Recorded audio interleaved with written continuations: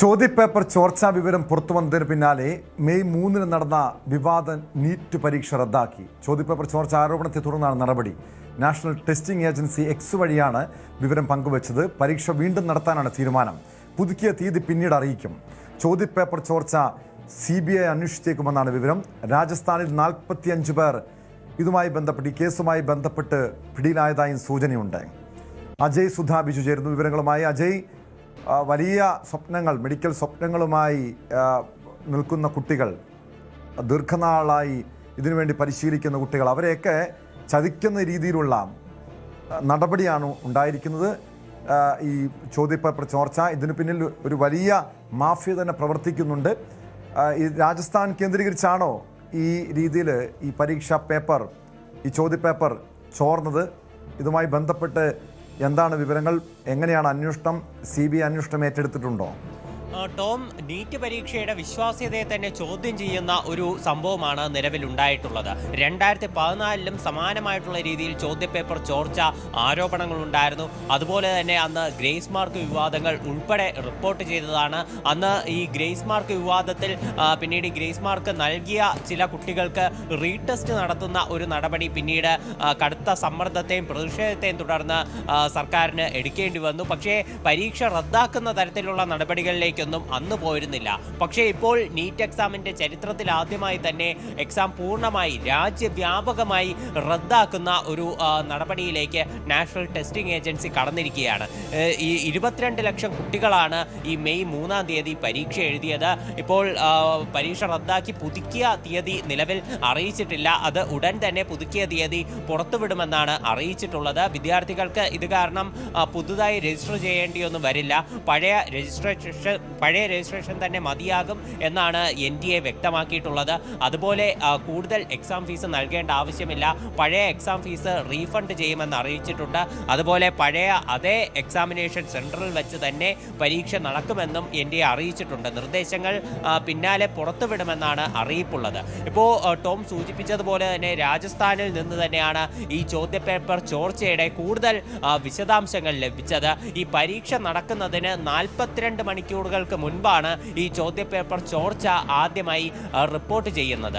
ഈ രാജസ്ഥാനിൽ നിന്ന് പിന്നീട് പോലീസിന്റെ അന്വേഷണം കേരളത്തിലേക്ക് ഉൾപ്പെടെ നീണ്ട ഒരു കാര്യമുണ്ടായിരുന്നു. പോലീസിന്റെ ഒരു പ്രാഥമിക നിഗമനം അനുസരിച്ച് കേരളത്തിൽ നിന്നുള്ള ഒരാൾ ഈ രാജസ്ഥാനിലുള്ള തൻ്റെ കൂട്ടാളിക്ക് ഈ ചോദ്യപേപ്പറിന്റെ ഒരു കോപ്പി, അതായത് കൈകൊണ്ട് എഴുതിയ ഒരു കോപ്പി അയച്ചു കൊടുക്കുകയായിരുന്നു. ഈ രാജസ്ഥാനിൽ നിന്നുള്ള വ്യക്തിയിൽ നിന്ന് ഇത് മറ്റൊരു PG നടത്തിപ്പുകാരൻ്റെ കയ്യിലെത്തി, ഒരു പേയിങ് ഗസ്റ്റ് നടത്തിപ്പുകാരൻ്റെ കയ്യിലെത്തി. ഇയാൾ വഴിയാണ് പിന്നീട് വിവിധ സംസ്ഥാനങ്ങളിലുള്ള വിദ്യാർത്ഥികൾക്കും അതുപോലെ മറ്റ് ഏജന്റുമാർക്കും ഈ പരീക്ഷാ പേപ്പർ ചോർന്നതെന്നാണ് നിലവിൽ പോലീസിന് വിവരം ലഭിച്ചിട്ടുള്ളത്. ഈ 42 മണിക്കൂറുകൾക്ക് മുൻപേ ചോദ്യപേപ്പർ ചോർന്നപ്പോൾ 2 ദിവസങ്ങൾക്ക് മുൻപേ വരെ വിവിധ വിദ്യാർത്ഥികളിൽ നിന്ന് ഏതാണ്ട്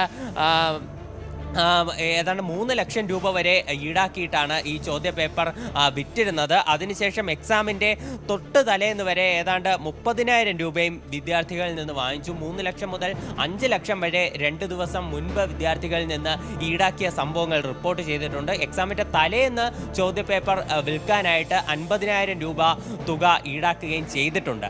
ഈ ചോദ്യപേപ്പർ ചോർച്ചയുടെ കൂടുതൽ വിശദാംശങ്ങൾ വിലയിരുത്തുമ്പോൾ ഇതിൻ്റെ ഒരു ഭീകരാവസ്ഥ നമുക്ക് മനസ്സിലാകും. ഈ മൊത്തം പരീക്ഷയിൽ ഏതാണ്ട് 600 മാർക്കിന്റെ ചോദ്യങ്ങളാണ് ഇപ്പോൾ ചോർന്നിട്ടുള്ളത്. മൊത്തം 410 ചോദ്യങ്ങളാണ് ഈ നീറ്റ് എക്സാമിൽ ഉണ്ടായിരിക്കുക. ഇതിൽ ഫിസിക്സ്, കെമിസ്ട്രി, അതുപോലെ ബോട്ടണി, സുവോളജി എന്നീ വിഷയങ്ങളിലുള്ള ചോദ്യങ്ങളാണ് നിലവിൽ ചോർന്നിട്ടുള്ളത്. ഈ വിഭാഗങ്ങളിൽ ഓരോ വിഷയത്തിനും 45 ചോദ്യങ്ങൾ എന്നുള്ള കണക്കിൽ 180 ചോദ്യങ്ങൾ ഉണ്ടാകും. ഈ 180 ചോദ്യങ്ങളിലെ 135 ചോദ്യങ്ങൾ ചോർന്നതായിട്ടാണ് നിലവിൽ ആരോപണമുള്ളത്. ഈ 135 ചോദ്യങ്ങൾ തന്നെ ഏതാണ്ട് 600 മാർക്കിനുള്ള ഒരു ചോദ്യങ്ങൾ വരും. അപ്പോൾ ഇത്ര ഒരു വലിയ വ്യാപ്തി ഈ ചോദ്യപേപ്പർ ചോർന്ന ഈ സംഭവത്തിനുണ്ട്. അപ്പോൾ എന്തായാലും നിലവിൽ ഇക്കാര്യം സ്ഥിരീകരിച്ചതോടെയാണ് NTA ഔദ്യോഗികമായി തന്നെ ഈ പരീക്ഷ റദ്ദാക്കാനുള്ള ഒരു നടപടിയിലേക്ക് കടന്നത്. രാജസ്ഥാൻ പോലീസാണ് പ്രാഥമികമായിട്ട് ഈ കേസിന്റെ അന്വേഷണം നടത്തിയത്. ഇപ്പോൾ നിലവിൽ 45 പേർ പോലീസിന്റെ പിടിയിലുണ്ട് എന്നാണ് വിവരമുള്ളത്. കേസ് നിലവിൽ CBIക്ക് കൈമാറിയിട്ടുണ്ട്. ഈ പരീക്ഷ റദ്ദാക്കിയ വിവരം അറിയിച്ചുകൊണ്ട് NDA പുറപ്പെടുവിച്ച ഉത്തരവിൽ തന്നെയാണ് ഈ കേസ് CBIക്ക് കൈമാറുന്നതായിട്ടുള്ള വിവരം കൂടി അറിയിച്ചിട്ടുള്ളത്. CBI അന്വേഷണത്തിന്റെ വിശദാംശങ്ങൾ ഉടൻ തന്നെ പുറത്തു വരും എന്നാണ് വിവരമുള്ളത്. ഈ കേരളത്തിലേക്ക് നേരത്തെ രാജസ്ഥാൻ പോലീസിന്റെ അന്വേഷണം നീണ്ടിരുന്നു.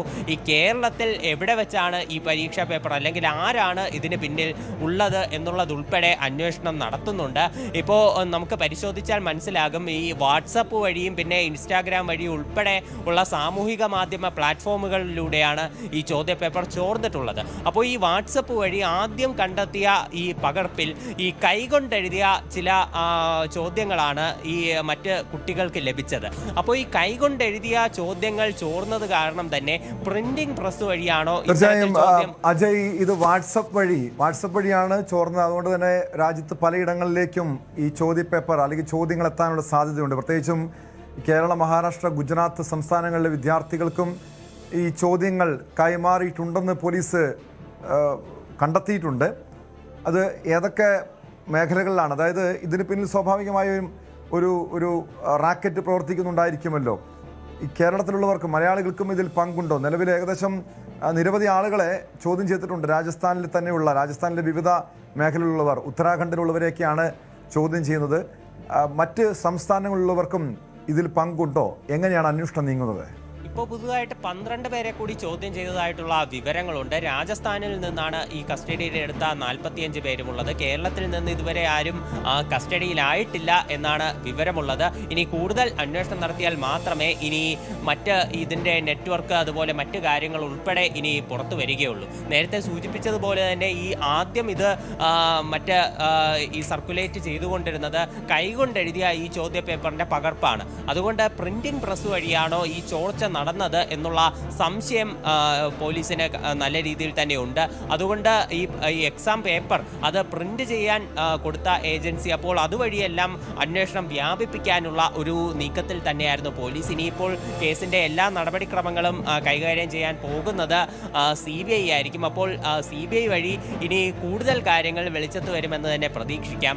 നമ്മൾ 2024 സമാനമായിട്ടുള്ള രീതിയിൽ ചോദ്യപേപ്പർ ചോർന്ന ആ ഒരു വിഷയം പരിശോധിക്കുകയാണെങ്കിൽ അന്ന് ബീഹാറിലാണ് ചോദ്യപേപ്പർ ചോർച്ച ആരോപണം ഉണ്ടായത്. അന്ന് ഏതാണ്ട് വിദ്യാർത്ഥികളിൽ നിന്ന് 50 ലക്ഷം രൂപ വരെ ഈടാക്കി ഈ ചോദ്യപേപ്പർ മറ്റ് വിദ്യാർത്ഥികൾക്ക് അയച്ചു കൊടുക്കുന്ന സംഭവങ്ങൾ ഉണ്ടായിരുന്നു. അന്ന് വലിയ ആരോപണങ്ങൾ തന്നെ വന്നിരുന്നു. നിരവധി പേരെ അറസ്റ്റ് ചെയ്തിരുന്നു.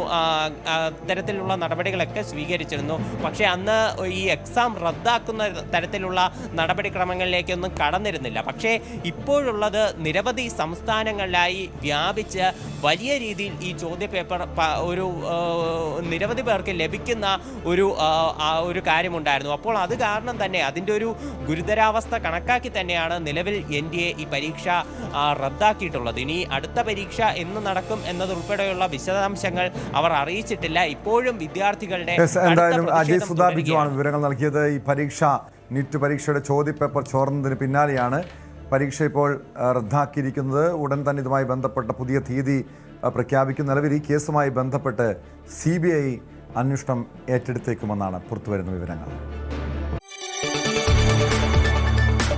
കൂടുതൽ വാർത്തകൾക്ക് News 18 Keralam YouTube channel subscribe ചെയ്യുക.